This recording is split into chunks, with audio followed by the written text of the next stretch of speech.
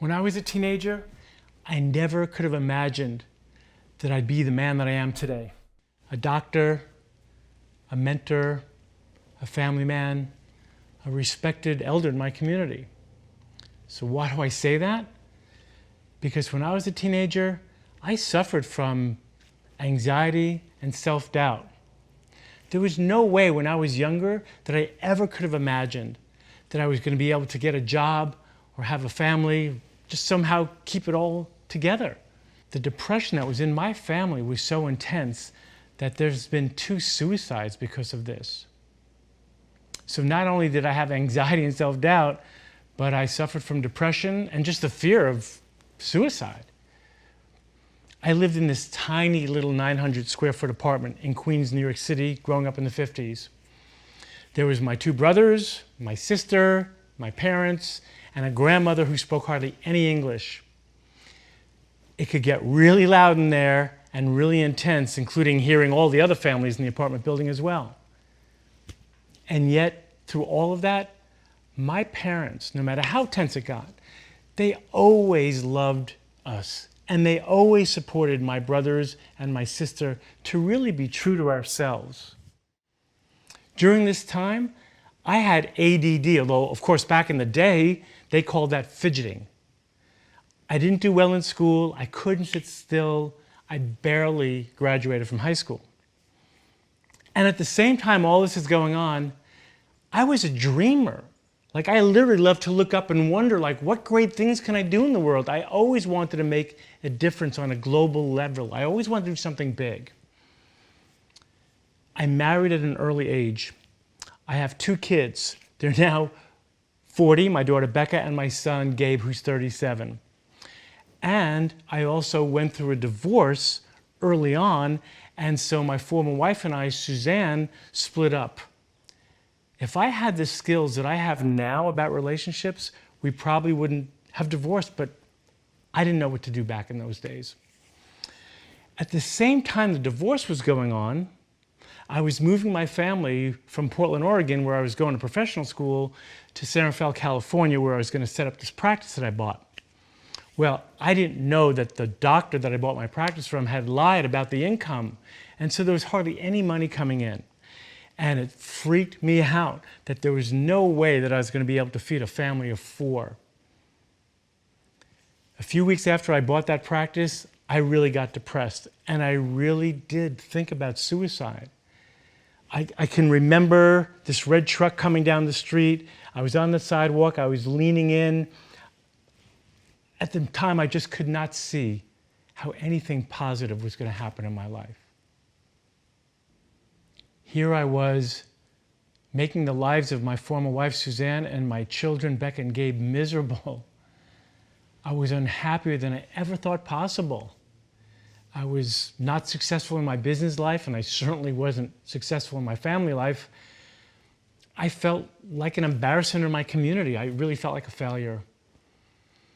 At home, my old school style of parenting was definitely not working. I was making unrealistic demands. I was demonstrative. I would yell. I would scream.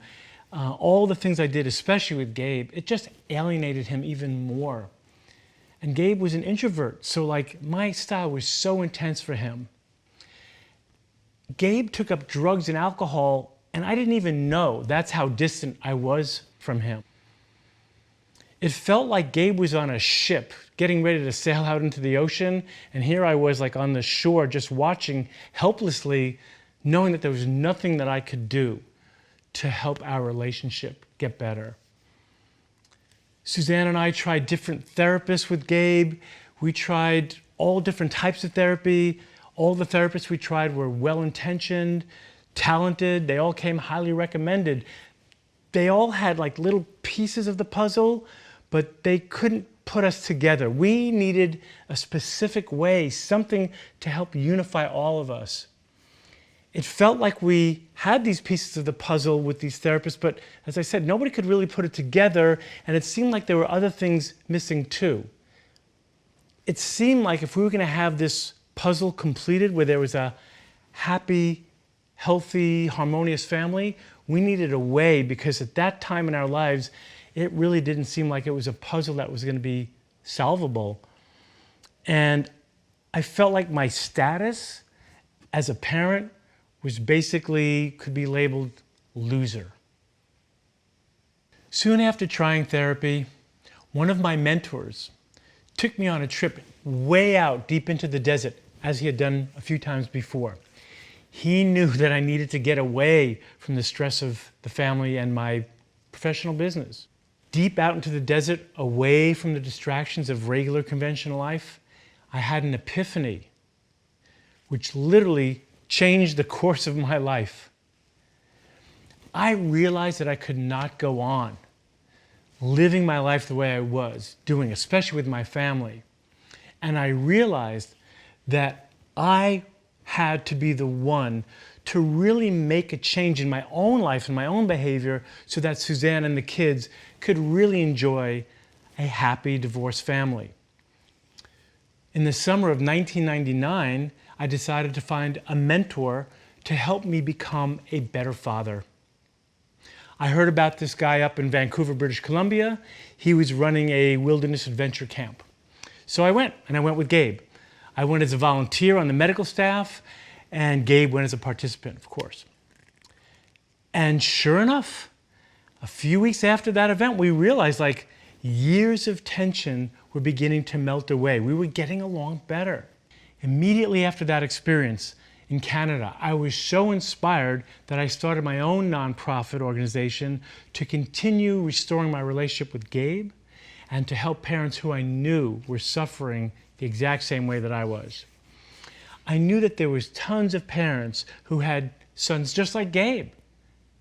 These were great young men, but they were not living up to their true potential, and they were certainly not listening to the wisdom of their parents. With the help of so many devoted and caring mothers and fathers, we started the Young Men's Ultimate Weekend in the year 2000. It's a wilderness rite of passage initiation for young men ages 13 to 20. Well, at that first event, we had 205 young men show up. We had no idea how many young men were going to show up, other than my son Gabe, who knew he had to be there. Otherwise, he'd get no allowance. So, with all these young men and about 75 mentors, here's what I can tell you about my experience there. It was a ton of testosterone. And I can tell you this, when you know how to challenge young men the way my mentors do and the way we did it that weekend, when you know how to challenge young men to overcome their fears and really to develop the self-confidence that they're going to need to make it in the world, they eat food like there's no tomorrow. So since the year 2000, when we started YMUW, we've had approximately 3,500 young men graduates. And these young men come from all different backgrounds, socially, economically, and racially. I have literally been in the trenches with thousands of young men just like your sons, and I have cracked the code. I have. I've learned what they want, what they need, how you need to deliver to them. I've learned how to give them what they really need, which is a sense of self-confidence that they can make it in the world. It's been really rewarding for me too, because over the years, I've had lots of young men who've graduated from the YMUW come by and tell me how much that one event literally changed the course of their lives. And in the early years, parents would call me like right after a Young Men's Ultimate Weekend and say, "What did you do to my son? Like, why is he listening to me? Why is he being kind and compassionate? Like, what happened? What'd you do?" So that's when I decided that I needed to start another organization called Challenging Teenage Sons.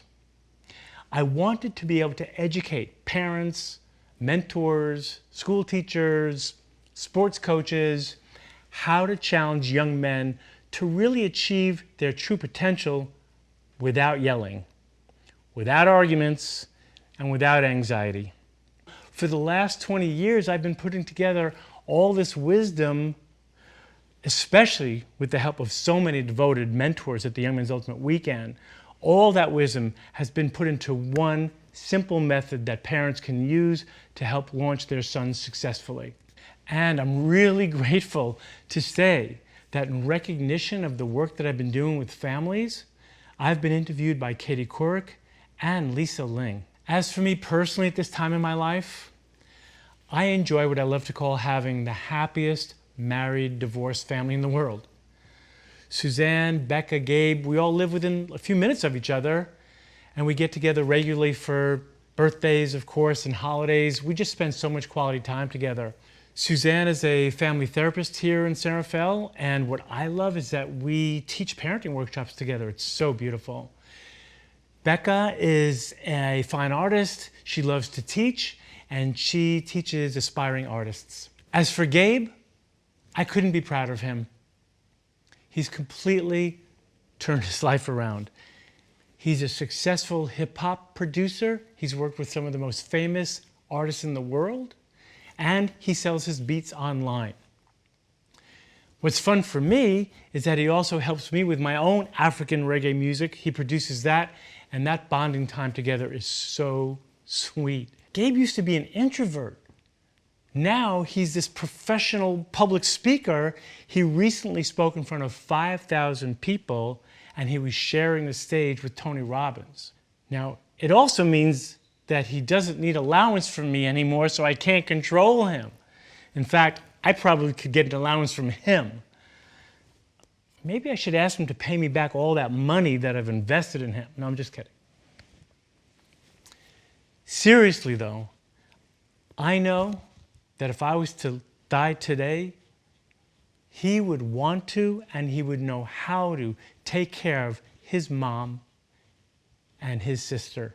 There's no greater gift that he could give me knowing that I could relax because my family would be in good hands. My brothers, my sister, all the nephews, all the nieces, and my family here on the West Coast, we all have such great relationships. We would do anything at any time to help one another. Also, I have become so good at managing my own anxiety that I now am approved by the State Board of Examiners in California to put on a continuing education course for doctors so that they could teach their patients my stress reduction methods that help people relax literally in 15 seconds or less. I've also become the mentor that I always wanted to be. When I was a teenager back in the 60s, I loved reading the books Lord of the Rings, and my favorite character was Gandalf the Wizard. And so I'm happy to say now that I feel like a trusted wizard mentor in my community. And it's really allowed me to feel like I'm living the meaningful and fulfilling life that I've always wanted to have. I've become the man that I always wanted to be. I am happy with my relationship with myself, with my family, with my community, and what I like to call this great mystery, reality itself, in a way that's truly profound for me. I am so passionate about helping families because I have total certainty that when parents and young men have respectful relationships, the world will transform. It will really reach its true potential, and safety and prosperity will be enjoyed by everyone without discrimination towards anyone. I know this world will be an amazing place when young men know how to effectively work with women to provide political and economic leadership based on love, generosity, and cooperation, not on hate, greed, or domination. The world needs happy, healthy, and thriving relationships more than ever in the history of the world. It's on us. We are the ones we've been waiting for.